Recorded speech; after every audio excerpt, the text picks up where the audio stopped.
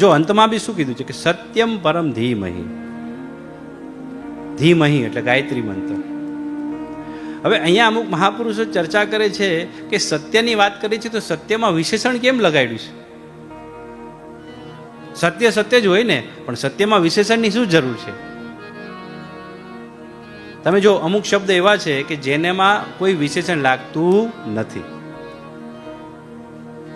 તો પછી અહીંયા વિશેષણની જરૂર શું છે? તમે જો ગુજરાતમાં આપણે ઘી લેવા જઈએ ને માર્કેટમાં, તો બહાર કોઈએ બોર્ડ માર્યો કે અમારે ત્યાં ઘી મળશે. હવે એનો બાજુવાળો બોર્ડ મારે કે અમારે ત્યાં ચોખ્ખું ઘી મળશે. હવે ચોખ્ખું તમે લગાડો ઓબ્જેક્ટ એટલે ખબર પડી જાય કે કંઈક મિક્સિંગ કરતા હો. એનો બાજુવાળો એમ બોર્ડ લગાડે કે અમારે ત્યાં એકદમ ચોખ્ખું ઘી મળશે. ચોખ્ખામાં પાછું એકદમ ચોખ્ખું. મજાકમાં પતિ પોતાની પત્નીને એમ કહે ને કે હું તને સાચે જ પ્રેમ કરું છું, એનો મતલબ ખોટો કોઈને પ્રેમ કરતો હશે?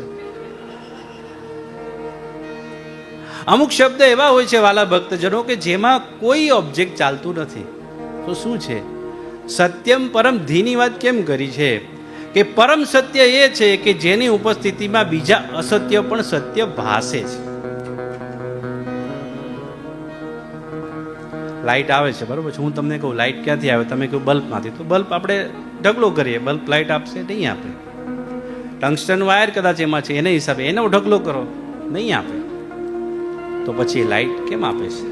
કારણ કે એની અંદર જે ઇલેક્ટ્રિક કરંટ છે ને એના હિસાબે એ બલ્બ આપણને લાઇટ આપે છે. એવી રીતે આપણું આ શરીર છે ને, એ લોહી, માંસ, રુધિર, આ બધું ટંગસ્ટન વાયર છે વાલા ભક્તજનો.